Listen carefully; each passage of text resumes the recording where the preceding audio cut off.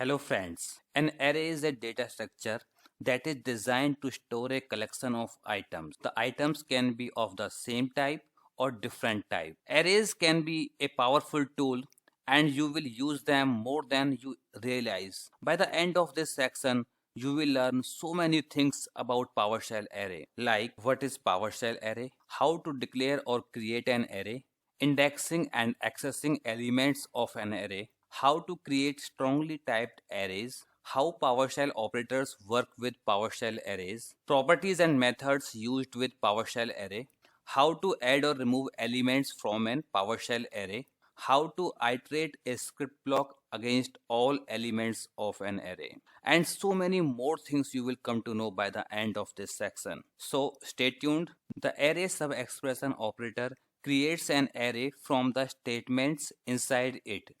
Whatever the statement inside the operator produces, the operator will place it in an array, even if there is 0 or 1 object. You can easily see the syntax in slide. You can use the array operator to create an array of 0 or 1 object. Also, we can create array of multiple objects manually by using comma separated list. The array operator is very useful in scripts when you are getting objects but don't know how many objects you get. And also this operator is very useful when we don't have the contents to populate the array handy, right? So what we can do in such cases, we can initialize array using array operator, and then we can populate the array by contents as soon as we produce it, right? Let's see a quick demo. So I have named this demo as creating array using array operator, and let we type some commands to create an array.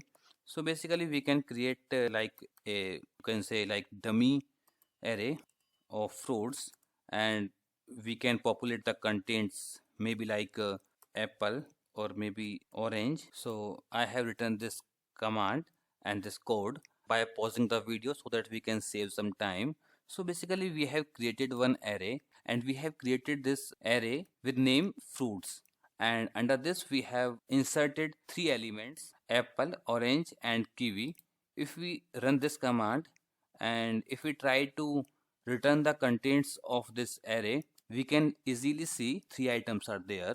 Let me try to create one more array using some numbers is equal to, I can just populate the contents using range operator maybe, and I can put like 1 to 12, and also I can return the value. So if I run this command, means this array has been created, and if I try to return the elements, I can see like I'm getting count from 1 to 12, right? In the same way, I can create one more array. For example, I can put all the services inside this array and try to return the output of this array, and if I run this, I'm getting list of all the services.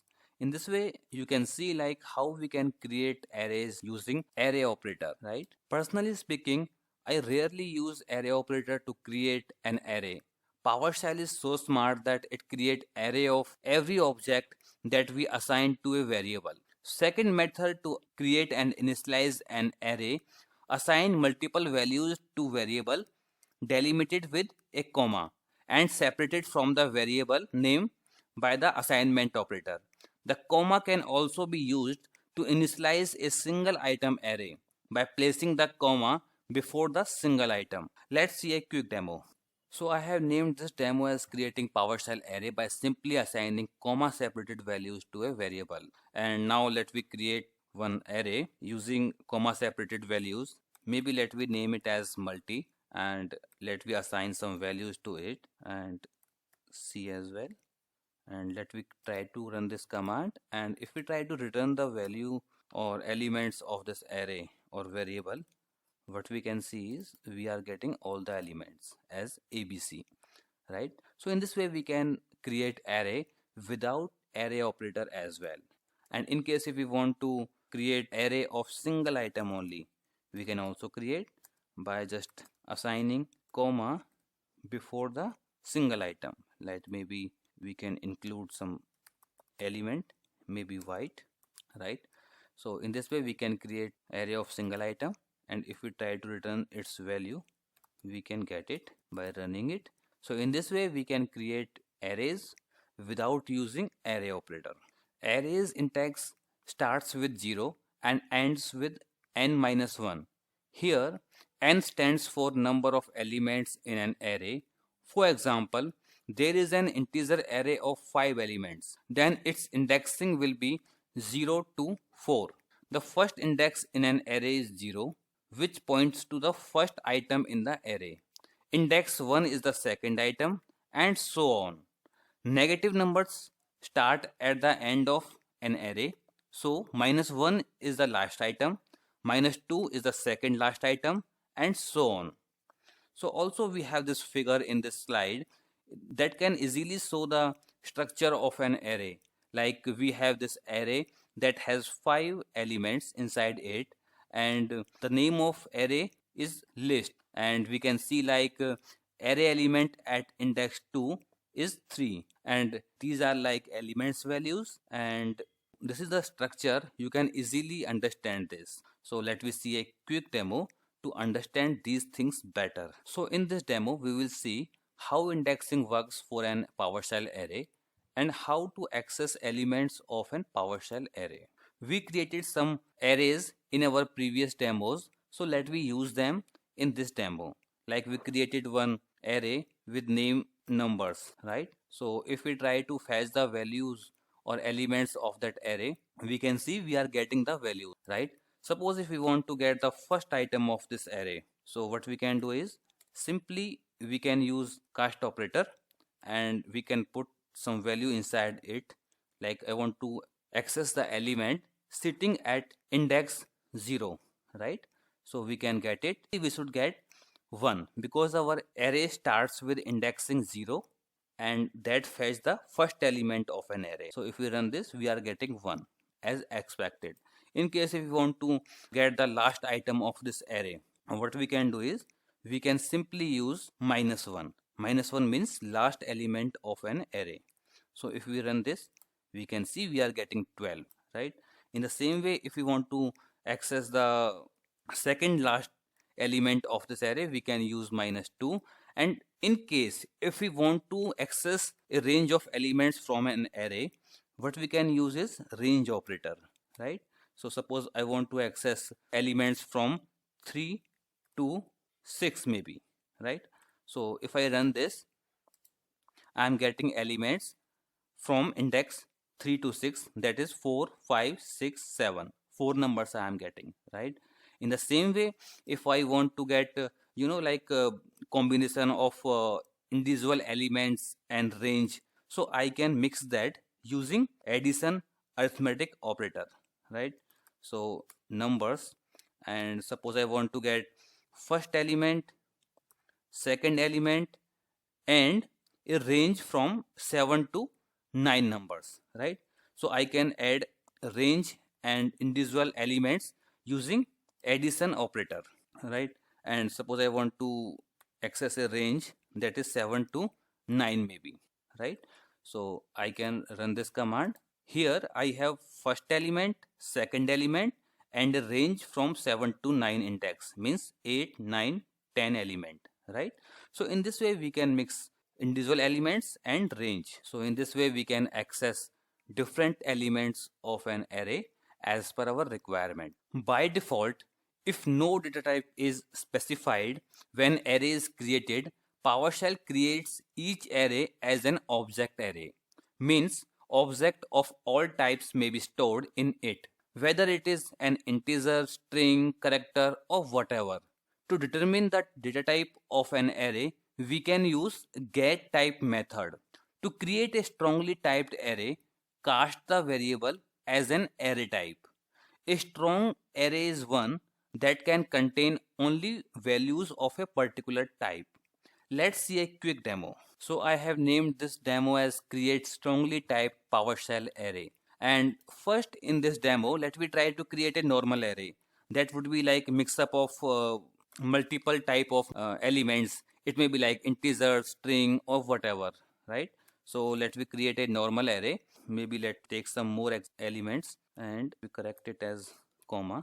So we are creating a array with name normal, And if we run this, and if we try to return the value of this normal array, we can see we are getting like mix up of elements, right?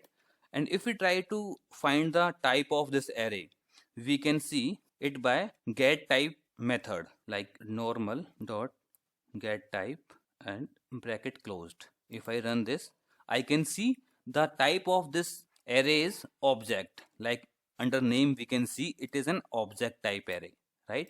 If we try to create a strong array, let we name it in same contrast strong, and let we define its values after deciding its type. So how we can decide its type is like int close this and close this. So in this way, I have strongly defined that this array should only contain integers. And if we try to assign, suppose maybe strings to it, right? And if I try to run this, as expected, as you can see, we are getting error like cannot convert value a to type integer, right? So it is not accepting strings because we have created this array to accept only integers. And if we try to give it some integers, maybe like 1, 4, 2, and if we try to run this, we can see it is accepting it happily, right? And if we try to find the type of this array, we can easily see like by using get type method. So if we run this, we can see the type of this array is integer.